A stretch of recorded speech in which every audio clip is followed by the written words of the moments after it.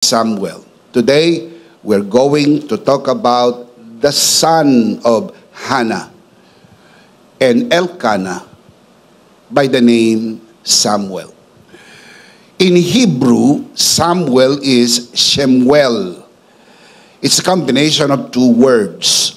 Shama, meaning to hear. El, meaning God. When you put that together, God has heard or God hears. In the Hebrew context, whenever the word El, referring to God, is used, it is always in reference to what God does and not what we do to God. It is not to hear God, it is God hears. Kasi pag ginamit po ang pangalan ng Diyos, laging ang reference sa Hebrew ay kung anong ginagawa ng Diyos at hindi kung ano ang gagawin natin sa Diyos. Having said that, allow me to share with you today 3 things about what happens when grace finds you from the story of Samuel. Number 1, grace finds you without a voice. Natagpuan tayo ng biyaya ng Diyos, wala tayong sariling boses. That is figuratively, of course, and I will explain that even more as we progress in our discussion today. Samuel was in the temple because of the voice of his mother, Hannah. It was her choice, not Samuel's, so to speak. To better understand this, we need to go back to Hannah before Samuel was born. Discuss ko po to sa inyo last week, but we need to refresh our memory to do the connection. Kasi po si Samuel ay anak ni Hannah. 1 Samuel chapter 1, verse 10 and 11. In bitterness of soul, Hannah wept much and prayed to the Lord. Verse 11.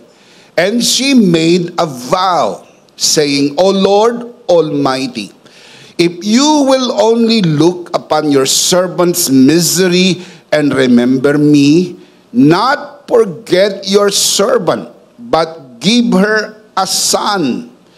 Look at the vow. Then I will give him to the Lord for all the days of his life, and no razor will ever be used on his head.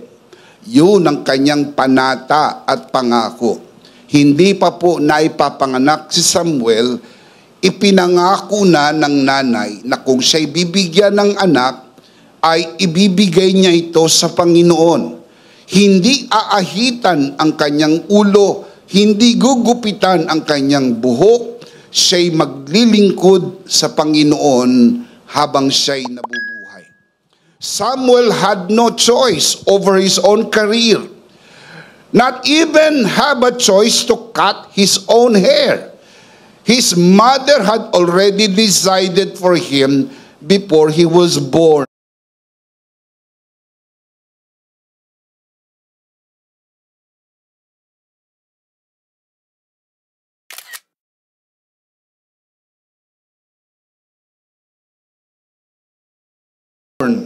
Di man lang siya nabigyan ng pagkakataon. Baka gusto niyang maging engineer, baka gusto niyang maging accountant, baka gusto niyang maging doktor o lawyer. Di ba lang siya nabigyan ng pagkakataon, baka gusto niyang maging businessman, o baka gusto niyang magpagupit ng buhok, ipinanata na ng kanyang nanay na kung siya'y ipapanganak, siya po ay maglilingkod sa templo habang siya'y nabubuhay. Now, we need to fast forward the story. Pagkalipas ng panahon, si Hannah ay nagdalang tao at ipinanganak si Samuel. At tinupad ng mag-asawa ang kanilang panata, dinala si Samuel doon sa templo upang doon na po siya tuluyang lumaki at maglingkod sa Panginoon. 1 Samuel chapter 1 verse 24. After he was weaned, referring to Samuel, she took the boy with her, young as he was, along with a 3-year-old bull, an ephah of flour, and a skin of wine, and brought him where? To the house of the Lord at Shiloh. Tinupad ni Hana at ni Elkanah ang kanilang panata. Kaya nang ang bata po ay naawat na sa pag-inom ng gatas, ito'y nasa edad po sa pagitan ng 2, 3, at most 4 years old. Sa konteksto po ng mga Hudyo, naaawat ang bata sa pag-inom ng gatas, particularly breast milk, sa edad po ng hanggang 4 na taong gulang. Kaya si Samuel nang dinala sa templo ay nasa edad po na 2 to 3 minimum, at most 4 years old. Kaya sasandali lang na natili si Samuel sa bahay ng kanyang mga magulang. Katulad ng kanilang pangako, lalaki si Samuel sa templo, magiging bahay niya ang templo. Doon na po siya lalaki at maglilingkod sa Panginoon. Verse 25. When they had slaughtered the bull, they brought the boy to Eli. Si Eli po yung high priest. Priest Eli. And she said to him, Hannah was talking to priest Eli, as surely as you live, my Lord, I am the woman who stood here beside you praying to the Lord. Natatandaan niyo po last week, diniscuss po natin. Si Hannah ay pumunta sa templo upang manalangin at napagkamalan po siya ni priest Eli na lasing. Remember that story? Sabi niya, baka nakalimutan niyo po, ako yung babae na nananalangin sa templo kasabay ninyo. Hindi na lang niya binanggit, pero alam natin naman yung storya. Ako yung napagkamalan mong lasing. Ako'y nananalangin, nabigyan ako ng Panginoon ng anak. Ako ay iyong pinahayo, pinagpala, binigkas mo ang pagpapala ni Yahweh sa akin. At narito, binigyan ako ng Panginoon ng anak at tinupad ko ngayon ang aking pangako. Dinadala ko ang batang ito sa templo upang maglingkod sa Panginoon. Verse 27. I prayed for this child, and the Lord has granted me what I asked of him. Kaya ang pangalan niya ay Samuel. I asked this child. I asked this child from the Lord. Hiniling ko sa Panginoon ang bata na ito. Look at verse 28. So now, I give him to the Lord. For his whole life, he will be given over to the Lord. Tanong ko po sa inyo, kaninong pasya po ng bata ay maglilingkod sa templo? Kay Hannah. It was not Samuel's choice. Beside, bata pa si Samuel para magpasya, hindi po ba? Ang nagpasya ay ang nanay. In fact, if you know the story very well, ang pasyang ito'y nabuo bago pa ipinanganak si Samuel. Ipinanata, ipinangako na po ng nanay na kung siya'y bibigyan ng anak, iaalay niya sa Panginoon at maglilingkod. Sa makatwid, pasya po ito ng nanay. Pasya po ito ni Hannah para kay Samuel.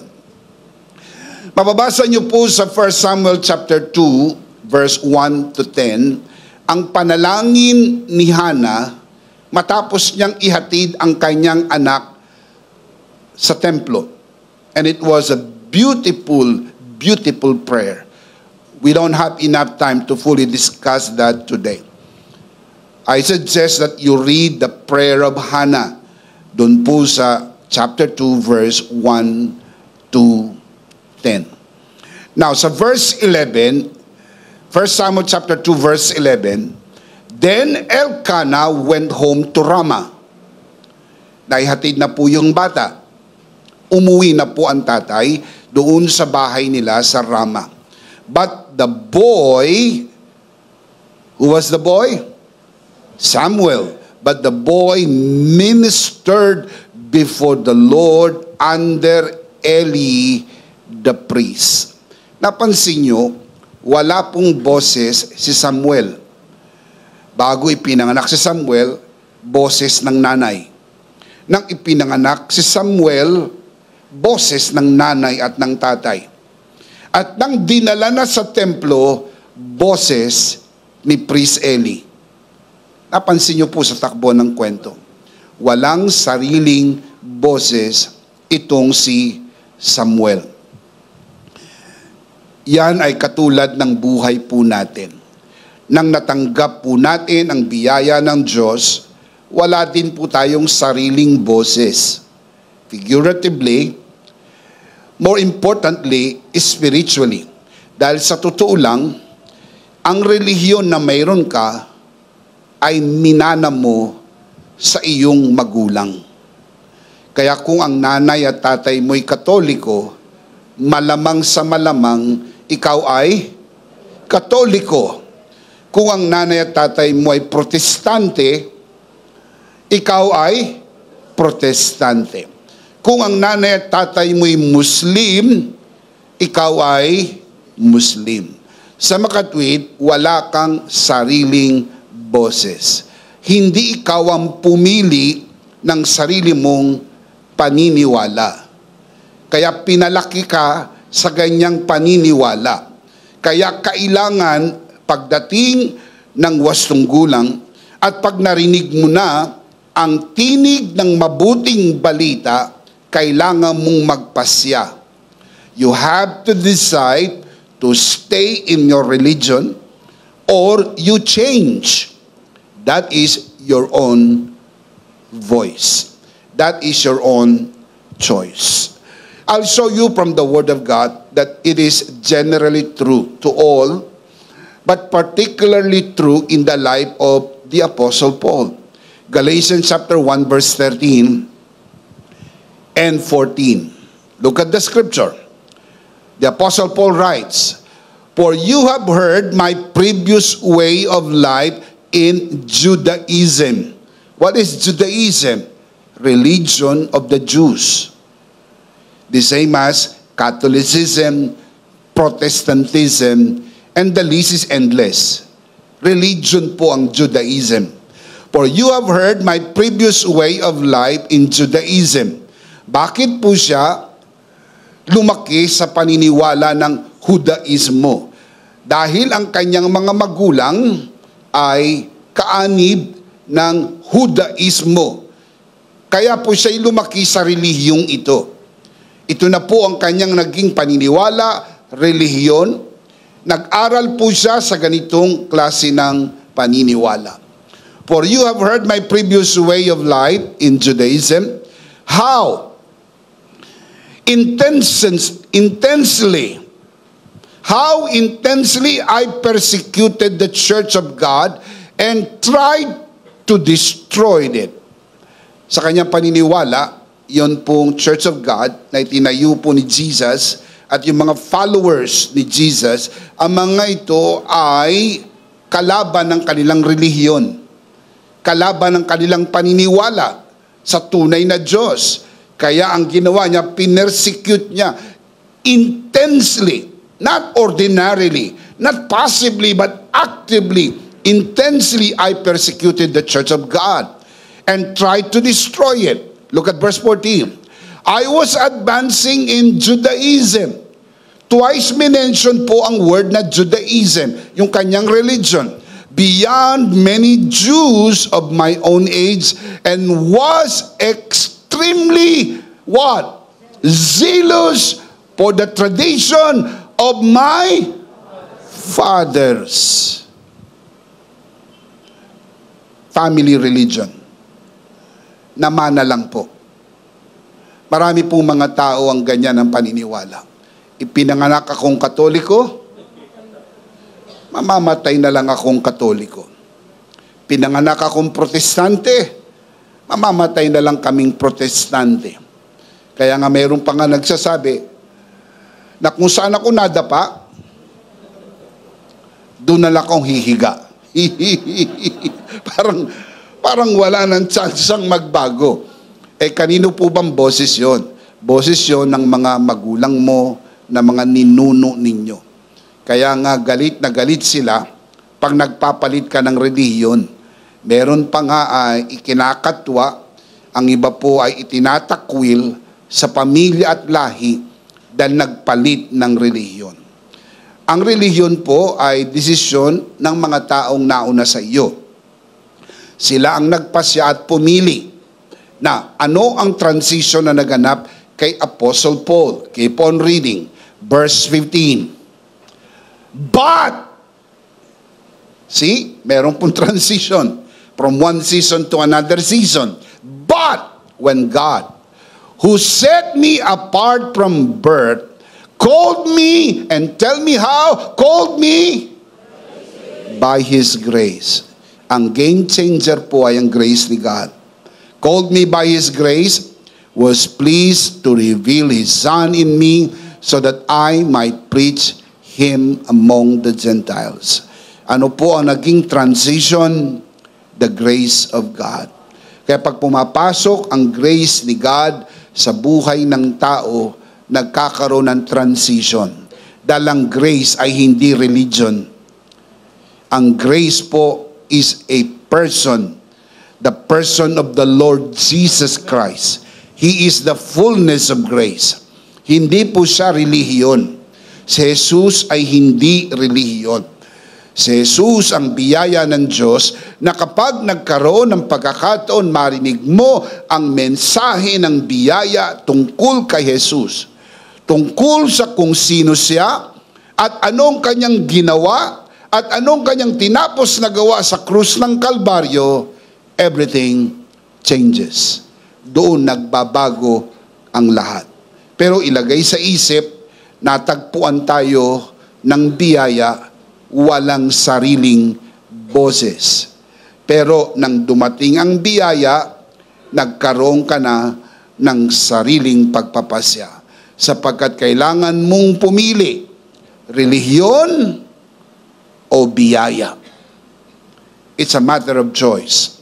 You are a pre-moral agent, and you have to come to the point of your life that you choose.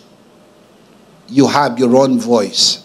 Nasa wastong gulang ka na, nakakapag-isip ka na, narinig mo na, ngayon magpasya ka. Mananatili ka pa ba sa ilalim ng kautusan o pipiliin mo ang biyaya ng Diyos? Mananatili ka pa ba sa nakagisnang mong relihiyon o sa biyaya ng Diyos na hindi naman relihiyon? Number 1, grace finds you without a voice. Number 2, grace calls you to hear God's voice. Tinatawag tayo ng biyaya ng Diyos para marinig ang tinig ng Diyos. Ang sabi ng mga scholar, si Samuel ay 12 taong gulang nang marinig niya ang tinig ng Diyos. All his life, bago 12 years old, ang narinig lang niya ay ang tinig ng nanay niya, ng tatay niya, at ni Priest Eli sa loob ng templo. Hindi pa niya narinig ang tinig ng Panginoon. 12 years old. Ang 12 years old po ay ang final stage ng childhood in the context of the Jewish belief. Pagsampa ng 13 years old, hindi na po sila bata. That is the stage of manhood. Inulit ko po, it is in the context of the Jewish culture. Ibang-iba po yan sa iba't ibang kultura. Sa kultura po ng Amerika o ng Canada, Western culture, edad na 18 taong gulang ay nagkakaroon na po ng manhood. Kaya you have to be on your own by the age of 18. Sa kultura ng mga Hudyo, 13 years old, you're no longer a boy. You are a man. Ang tawag na sa'yo, mama. 13 years old. Parang ibang-iba sa Pilipinas, Dito, 30 years old na, bata pa. Ha? Di ba? Parang malayo ang kultura, Pero kailangan natin kasing basahin ang Biblia sa kulturang umiiral nung panahong iyon. Hindi yung sa panahon nating bumabasa. Kaya si Samuel ay 12 years old nang siya'y kausapin ng Panginoon at nang marinig niya ang tinig ng Panginoon.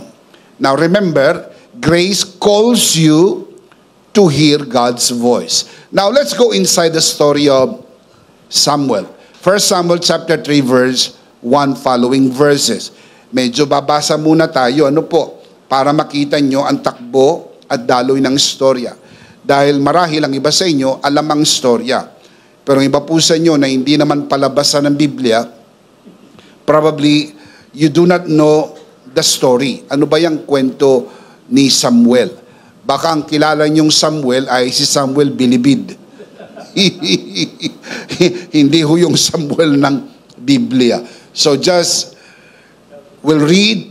So allow me to help you para magkaroon tayo ng context. Alam natin yung daloy ng istorya. Tapos may apply natin sa buhay natin sa panahon ngayon. 1 Samuel chapter 3 verse 1 following verses. The boy, Samuel. Ang tawag sa kanya, boy. Kasi po 12 years old pa lang. The boy Samuel ministered before the Lord under Eli. One night, Eli, whose eyes were becoming so weak that he could barely see, was lying down in his usual place. Ganyan talaga ang mga matatanda. Lumalabo ang mata at saka may mga paboritong upuan. Doon nila gusto umupo. Magagalit yan pag kinuha mo yung upuan niya.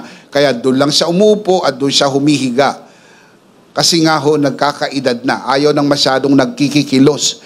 Kaya itong si Tandang Eli ay doon na lang sa usual place. Nandun na siya, nakahiga. Verse 3. The lamp of God had not yet gone out, and Samuel was lying down in the temple of the Lord where the ark of God was. Verse 4. Then the Lord called Samuel. Samuel answered, "Here I am." Now, hindi niya alam kung sino ang tumawag sa kanya. But the story tells us the Lord called Samuel. Kaya ang ginawa niya sa verse 5, and he ran to Eli and said, "Here I am. You called me." But Eli said, "I did not call. Go back and lie down." So he went and lay down. So, listo ang bata. Narinig niyang may tumawag, tayo siya agad, takbo siya kay Priest Eli at sabi, "Nandito po ako." Ang sabi ni Priest Eli, "Hindi kita tinatawag. Bumalik ka na sa iyong higaan." Verse 6. Again, the Lord called Samuel. And Samuel got up and went to Eli and said, "Here I am. You called me."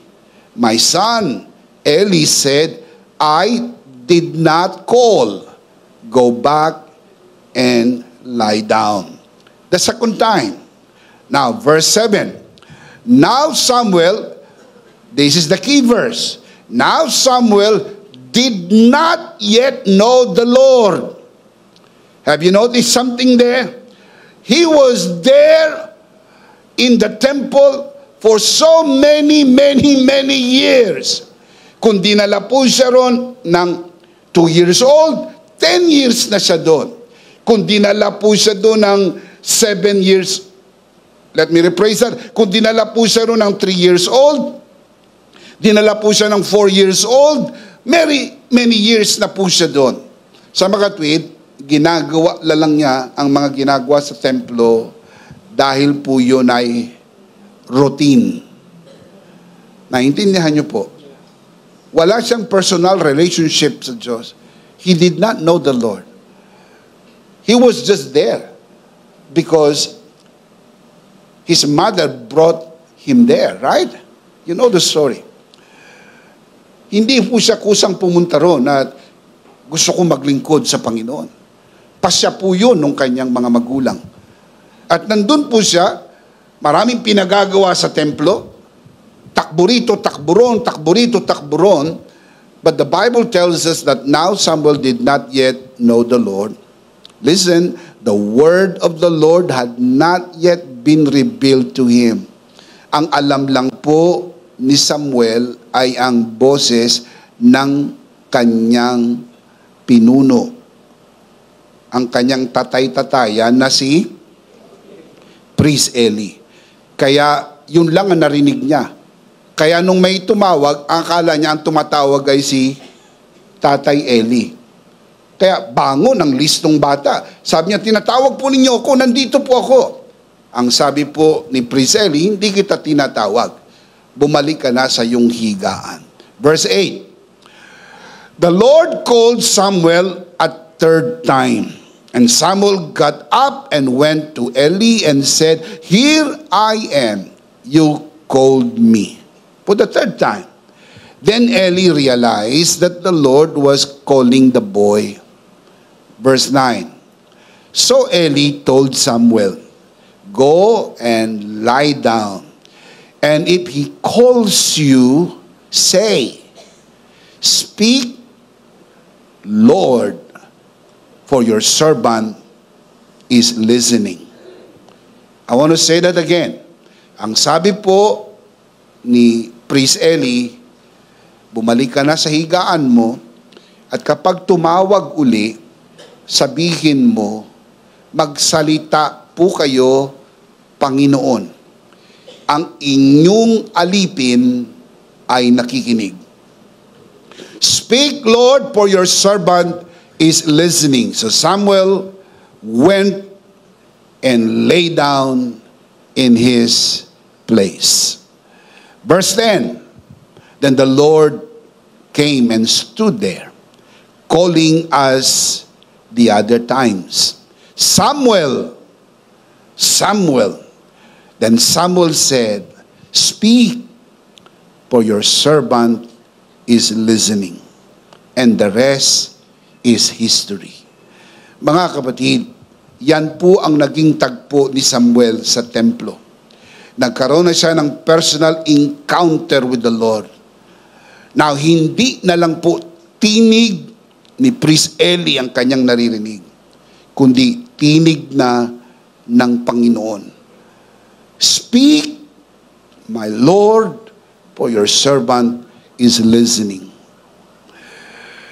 Kinaumagahan, as you expected, tinawag ni Priest Eli si Samuel.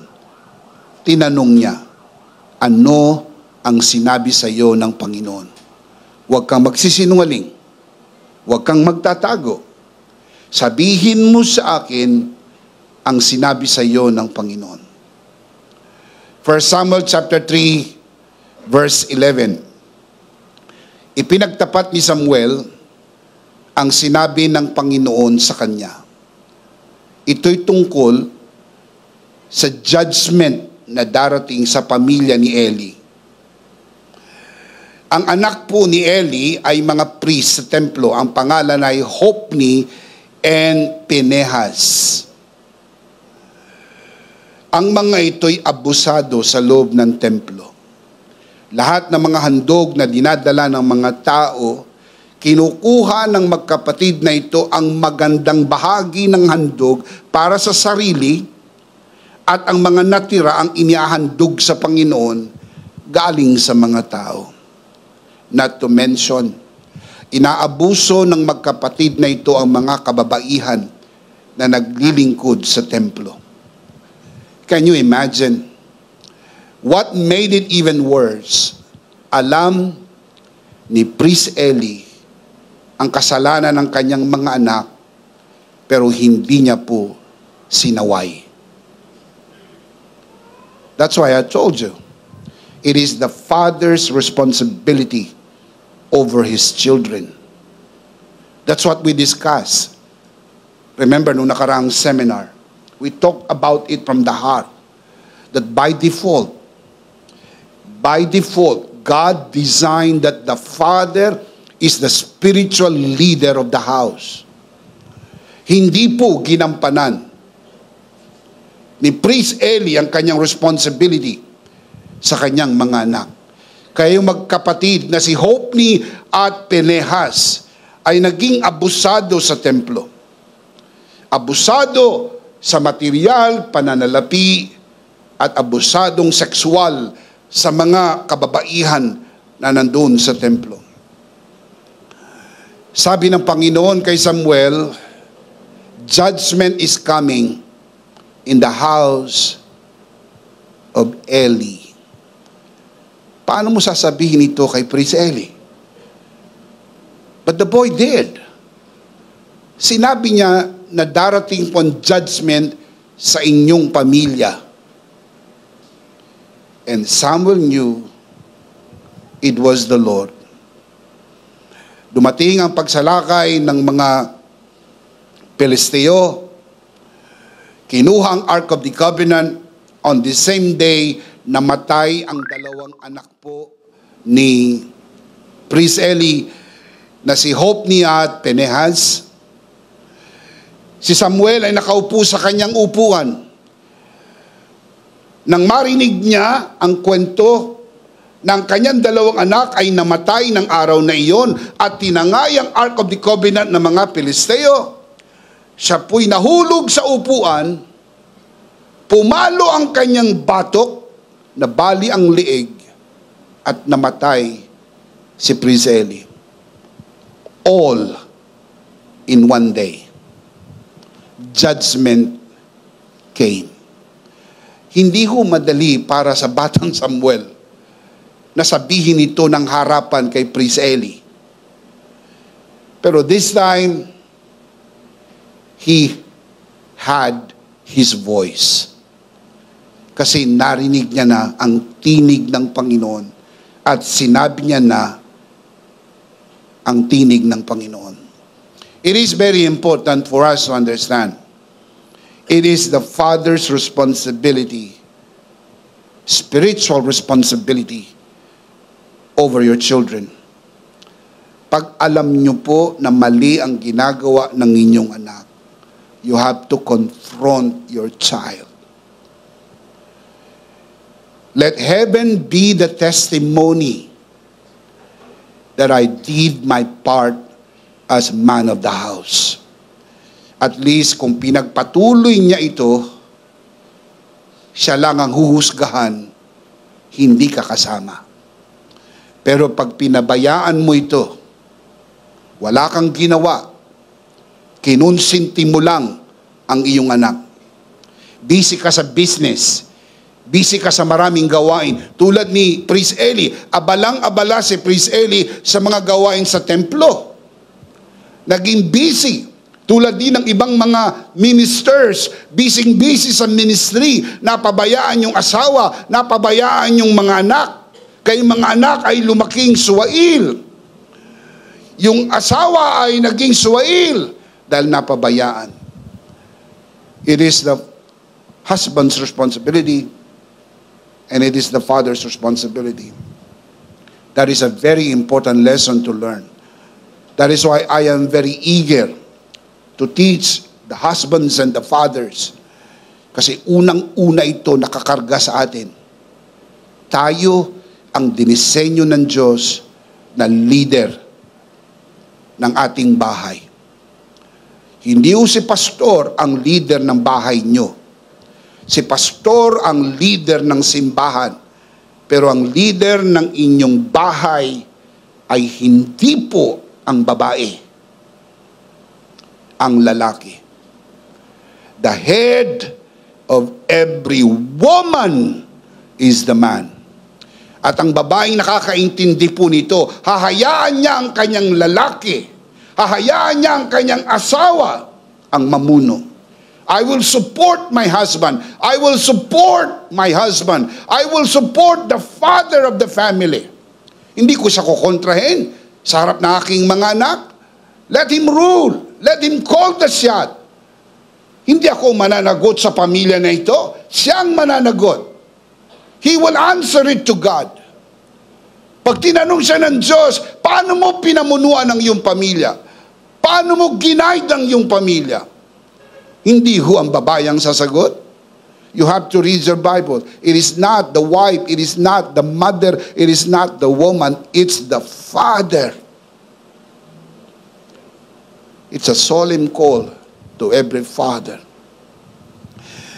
In the story, grace calls you to hear God's voice.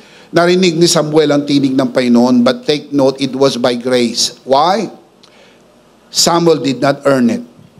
It was all by grace. Samuel did not earn the right to hear God's voice.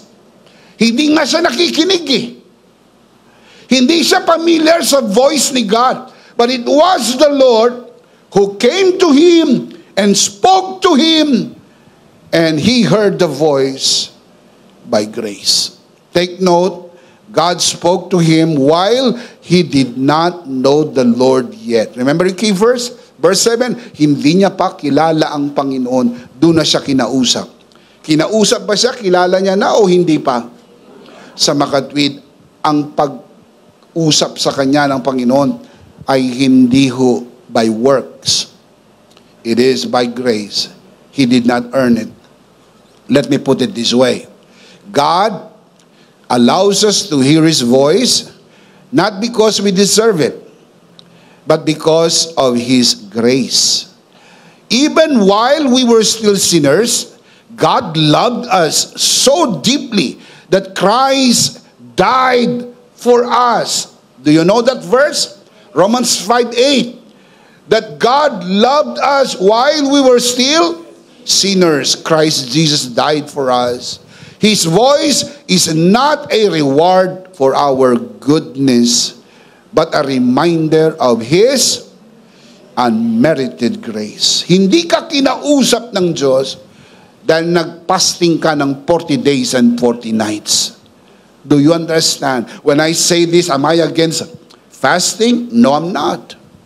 Pero hindi mo po na-earn ang tinig ng Diyos dahil nagbigay ka ng malaking offering, dahil nagseserbisyo ka, dahil full-time ka, dahil ikaw ay naglilingkod. Hindi po. Si Samuel man naglilingkod din eh. Pero habang naglilingkod siya, hindi niya pa kilala ang Panginoon. Ganon din naman kami noong mga bata. Kinakaladkad lang po kami ng aming mga magulang magpunta sa church. It was when I was 8 years old that I made the decision to receive Jesus as my Lord and Savior. At mula ng tagpong yun, hindi na ako pinipilit ng magulang ko magsimba. Nauna pa ako sa nanay at tatay ko magsimba. Hindi na ako pinipilit gumising ng maaga para magsimba. Hindi na ako pinapaalalahanan, o linggo bukas magsisimba tayo. Excited na ako, bukas linggo, pupunta ako sa simbahan. Kasi hindi ka na po nakaangkas doon sa reliyon ng magulang mo. Kundi narinig mo na yung mensahe ng biyaya. Hindi lang po mahal ng Diyos ang buong pamilya nyo. Ikaw mismo kahit nag-iisa ka, mahal ka ng Diyos. Amen. Let me give you a classic example. Acts chapter 9. You know the story very well. Saul of Tarsus was still a sinner and a persecutor of Christians when Christ spoke to him on the road to Damascus. Saul, Saul, why are you persecuting me? Narinig niya yung tinig ng Panginoon. Hindi pa po siya apostol. Siya po'y makasalanan at mangungusig. It was by the grace of God that he heard the voice of grace. He was not seeking God's voice. Yet God in his mercy allowed him to hear God's voice. This encounter perfectly demonstrates that God allows us to hear his voice not because we deserved it, but because of his grace. Can you say amen? Amen. Perfectly. Ang ganda. Makita nyo ang istorya. Kahit ang kwento ay naisulat sa lumang pahina ng lumang tipan, ang kwento at ang daloy ng kwento ay tumutuloy hanggang sa pahina ng bagong tipan. Kasi isa lang pong may sulat ng Biblia. Isang spirito, isang mensahe. Ang buong Biblia ay mensahe ng biyaya. Ibinibigay ng Diyos sa atin ang hindi marapat para sa atin. Because that is what grace is all about. Nothing is earned. Everything is given. You receive what you do not deserve. If you do not understand that well, you do not understand grace. I want to say that again. Everything is given for free. You did not earn anything in this life. Masipag ako, nag-aral ako, honor student ako, dean's lister ako, nagtsaga ako, masipag ako. Nakalimutan mo lahat ng pagtsatsaga, lahat ng pagsisipag, lahat ng iyong gawa at talino at galing ay hindi natural sa iyo. Yan ay biyayang bigay ng Diyos sa iyo.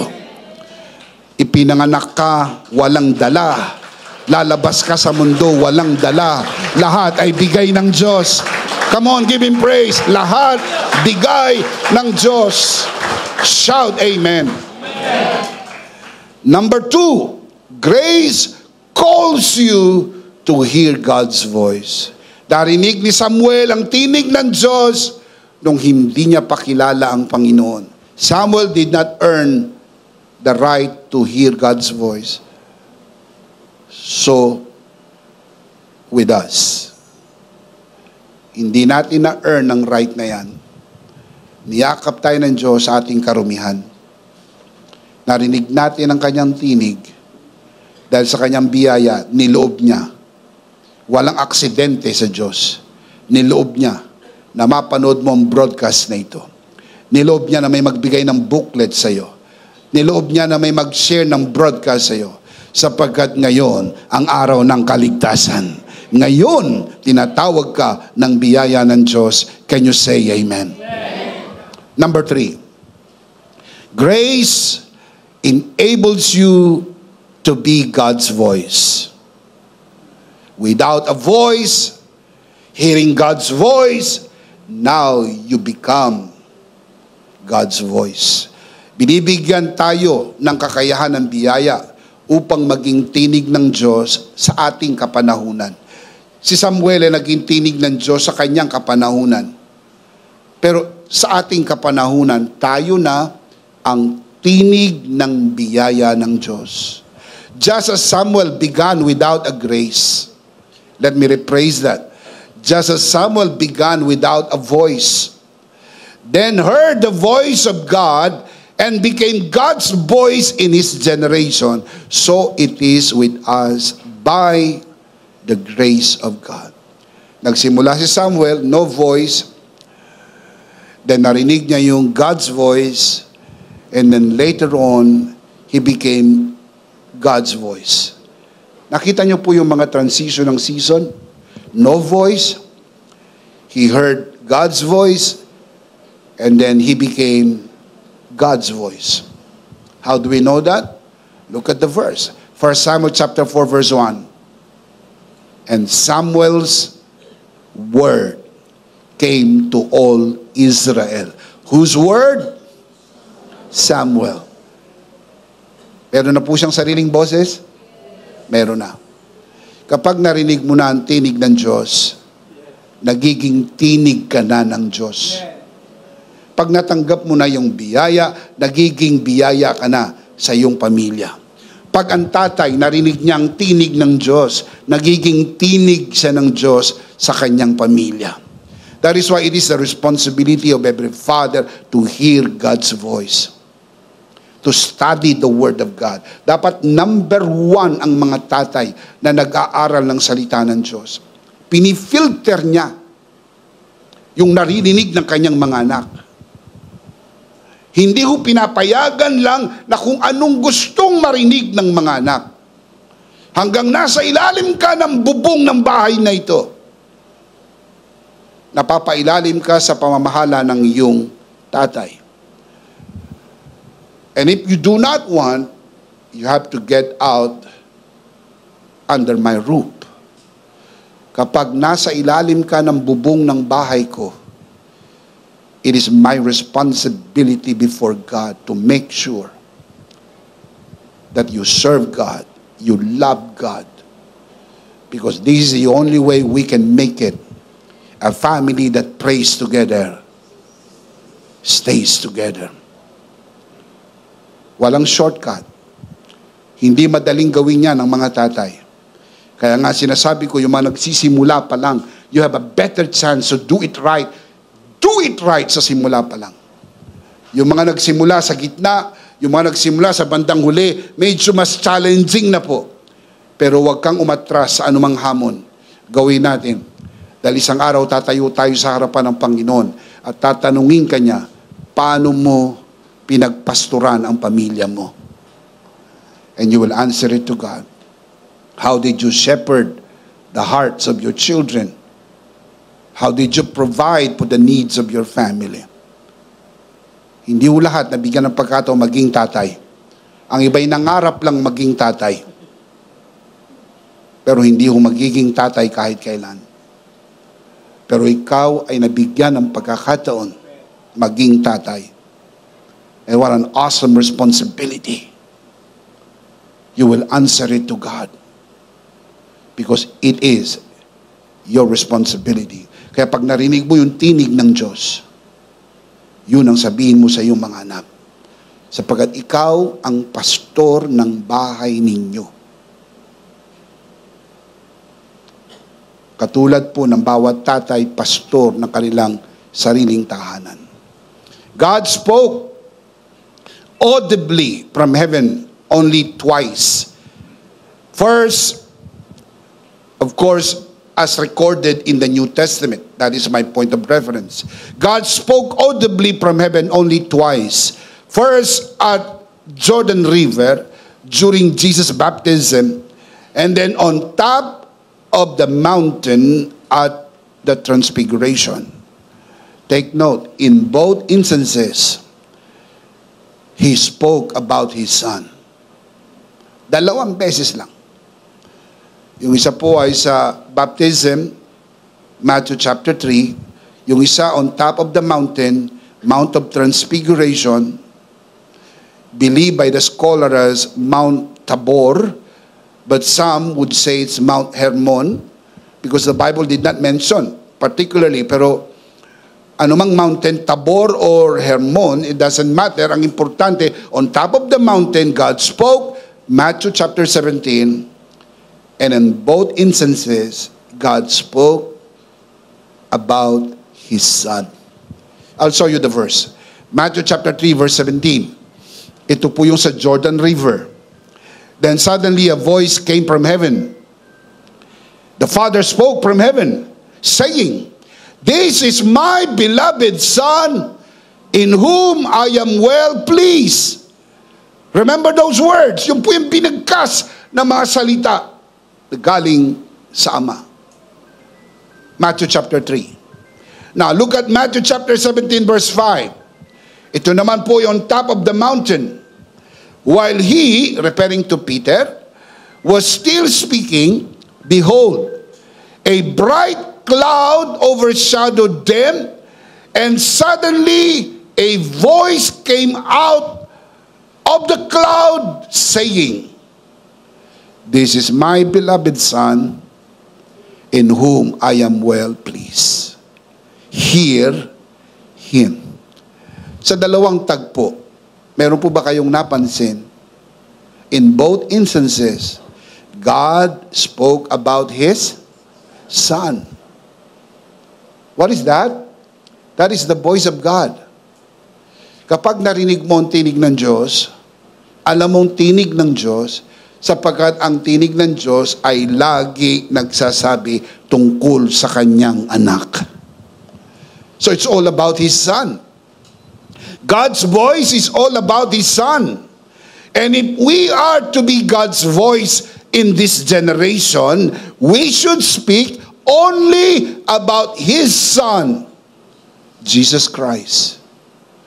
Ang tinig ng Diyos ay tungkol sa kanyang anak. At kung tayong magiging tinig ng Diyos sa bahay natin, sa buhay natin, sa panahon natin, dapat ang sinasabi natin, hindi tungkol sa sarili natin, hindi tungkol sa galing natin, kundi tungkol kay Jesus. Tungkol kay Jesus. Because it's all about Jesus. Acts chapter 4 verse 12, walang ibang pangalan, kundi pangalan lang ni Jesus. Walang ibang tagapagligtas, kundi si Jesus lang. Acts chapter 10 verse 9, walang ibang pintuan, kundi si Jesus lang. Acts chapter 4 verse 12, walang ibang pangalan. John chapter 14 verse 6, walang ibang daan, walang ibang katotohanan, walang ibang buhay, kundi si Jesus lang. What do you call this? Solus Christus. Christ alone, Christ alone, Christ alone, Christ alone. Ibida natin si Kristo sa buhay ng ating mga anak. Dahil si Kristo lang ang pwedeng magpala sa ating mga anak. Ibida natin si Jesus sa ating mga kaibigan. Ibida natin si Jesus sa mga pagkakataon na pwede tayo magsalita. Huwag yung kung gaano tayo kagaling, kung gaano tayo katalino. Dahil ilagay natin sa isip, laging may mas matalino sa iyo, mayroong mas magaling kaysa sa iyo. Pero hindi nakakalahati ng mayroon ka. Tignan mo kung nasaan ka ngayon. Hindi yan dahil sa kung gaano ka kagaling. Hindi ka sinuwerte. Ikaw ay pinagpala at pinaburan ng Panginoon. Amen. Sabi ng iba, lucky. Swerte talaga, lucky. No, you are not lucky. You are blessed. Amen. Isa lang ang lucky. Yung anak ni Vilma. Hindi ka sinuwerte. Ikaw ay pinagpala at pinaburan ng Diyos. Shout amen. Kaya ibida mo si Jesus. Can you say amen? 1 Corinthians chapter 2 verse 2 from the Living Bible. Paul writes, "For I decided that I would speak only Jesus Christ and His death on the cross." What's the key word? Only. Only. God spoke from heaven 2 times. God said, "This is my beloved Son." The second time, "This is my beloved Son." It's all about His Son. And if we are to be the voice of God in this generation, we should speak the same voice, only Jesus. Look at the same verse from God's Word translation. "While I was with you, I decided to deal with only one subject." How many subject? One. Only one subject. Jesus Christ, who was crucified. Ang linaw, ano po? Hindi religion, hindi pastor, hindi sistema, hindi po formula. Jesus and Him crucified. Can you say amen? Amen. Look at the message. The same verse. 1 Corinthians 2:2. "I deliberately kept it plain and simple. First, Jesus and who He is. Then Jesus and what He did." Jesus crucified. Ano sabi ni Paul? Plain and simple. Walang complexities. Don't make it complicated. Remember this. If it is complicated, it's religion. But if it is plain and simple about Christ and His finished work, it is the voice of God. Paano ka nakakasiguro na voice of God? Simple eh. Simple lang ang sermon. Walang paligoy-ligoy. Hindi galing ng tao ang aming nakikita. Hindi yung eloquence. Hindi yung galing ng bigkas. Hindi yung Ingles. Nagsalita siya. Si Jesus lang ang bida. Si Jesus at wala nang iba. Yung tinapos na gawa ni Kristo sa krus ng Kalbaryo. Minsan, yung ibang mensahe, pinagtatakpan na lang po ng galing ng mga nagtatalumpati. Galing mag-Ingles. Pag nag-Ingles, parang umunguya ng bubble gum. Very eloquent. Everything is perfect. Kaya lang, mali lang yung mensahe. Nakatuon sa gagawin mo. Hindi mo pwedeng ituon sa gagawin mo. Ituon mo sa ginawa ni Kristo. Yung gagawin mo ay produkto na lang nung ginawa ni Kristo. Yung gagawin natin ay bunga. Yung ginawa ni Kristo ay ugat. Yung iba, hina-highlight yung bunga. Ito mga gagawin nyo, ha? Ito mga gagawin ninyo, ha? Hindi mo magagawa yan. Hiwalay kay Kristo at sa kanyang tinapos na gawa sa krus ng Kalbaryo. We simply cannot do that. Pwede bang magbunga ng walang ugat? Tinatanong ko kayo. Kaya tayo tumatagal, hindi kayo sumasagot. Tatanungin ko kayo ulit, pwede bang magbunga ng walang ugat? Mauna ang ugat bago bunga. Ang ugat ay si Jesus at ang kanyang tinapos na gawa. Kapag may ugat, huwag kang mag-alala sa bunga. Kusang lalabas ang bunga dahil buhay ang biyaya ng Diyos sa buhay ng mga tumanggap ng biyaya ng Diyos. Shout amen. Amen. Dahil kapag diniinan mo ang bunga, magiging condemnatory yan. Mapaghusga yan. O, di ka nagpe-pray, di ka nagdi-devotion, di ka nagsisimba, di ka nagbibigay. Napansin ko nung dumaan yung offering, tumayo ka. Napansin ko nung dumaan yung offering, nahilo ka. Napansin ko nung dumaan yung offering, nag-CR ka. Hindi ka nag-offering, hindi ka nag-pray. Hindi ka nagbibigay, hindi ka nananalangin, hindi ka nagsiservisyo. Oh, yun po yung mga ginagawa. Eh, iba, doon nakatuon. Binobomba yun, binobomba. Yung mga gagawin, mga gagawin, mga gagawin, mga gagawin. Nakalimutan nila. Hindi mo kailangan bombahin yun. Kusa na lang po yung mangyayari sa mga tao nakakaunawa ng biyaya ng Diyos. Ipaunawa mo muna sa kanila ang magandang biyaya ng Diyos. Kusang loob silang magsisimba. Shout amen. Amen. Kanina pa ako nagmamasid dito, wala namang umakyat dito na kinakaladkad. Tinignan ko naman ang leg ninyo, wala namang kadena. Kusang lopo ba kayo nagpunta rito? Amen. Wala naman nagsabing kayo sumamba. Wala naman nagsabing taas nyo ang inyong kamay. Kusa nyong tinataas. Kusa kayo naglilingkod. Kusa kayo nagbibigay. Kasi bunga yan ng biyaya ng Diyos sa buhay natin. Shout amen. Listen, the voice of God is heard loud and clear. This is my beloved Son in whom I am well pleased. God spoke about His Son 2 times. We should only listen to those who teach when their message is about Christ and His finished work. Ang pinakikinggan ko lang po at dapat pakikinggan lang natin ay ang mga nagtuturo tungkol kay Jesus at sa kanyang tinapos na gawa. Nothing more, nothing less, nothing else. Only Jesus and His finished work. Period.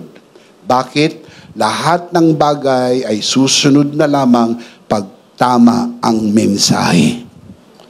Hindi bigla-bigla, pero kusang lumalabas. Magugulat kang pagbabago ng iyong anak. Kasi naririnig yung tamang mensahe. Hindi mo kayang baguhin ang iyong anak. Hindi mo kaya. pero expose mo siya sa message of grace. Halika anak, sama ka sa church, pakinggan mo yung mensahe ng biyaya. Hayaan mo lang. Hanggang sa mensahe ng biyaya ay mamakat sa puso, at pag nag-ugat po yan, kusang magbubunga. Can you say amen? Don't listen to religion. Alam niyo ang religion, madali niyong mahalata ang religion. Laging nakapokus sa system, sa formula, do this, do that, don't do this, don't do that. Hindi po religion ang grace. Grace is Jesus Christ. Grace is what He did on the cross of Calvary for us all. Can you say amen? Amen. Sola gratia. Solus Christus. Can you shout amen? Amen. Let's see them again.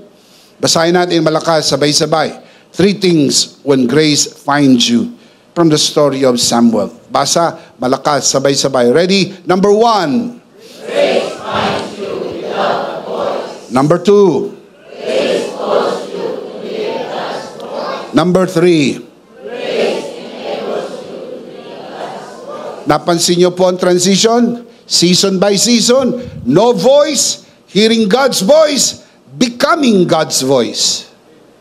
Beautiful. That is the grace of God. Now, let's end with life application. How can we apply this in our life? Number 1, remember where grace found you. Never forget. Bakit po palaging may verse sa Bible? Remember, remember, remember. You know why? People tend to forget. Tatandaan niyo po yung pumosong linya na ito. Ang tao'y marupok, kay daling lumimot. There is a reason why it's written in the Bible. Deuteronomy 8:18. Remember, it is the Lord your God who gives you the ability to produce wealth. Kasi siguradong yayabang ka eh. Akala mo diskarte mo eh. Akala mo galing mo eh. Naturalesa ho ng tao yan. Now, let me remind you, ang original sin is pride. That is innate from the inside of the person. Kaya kapag yung ang walang iyayabang, ang yabang eh. Napansin nyo, walang iyayabang, ang yabang. Di lalo na yung meron. Ha? Yung merong iyayabang, kaya laging pinapaalala sa atin, remember where grace found you. Hindi ka dyan nagsimula. Hindi ka dyan nagsimula. No voice, hearing God's voice, becoming God's voice. You see the progression? Always remember where grace found you. Without a voice, empty and helpless. For it is in that place of weakness that God's grace began to speak life and purpose into you. Number 2, remember, hearing God's voice is by grace.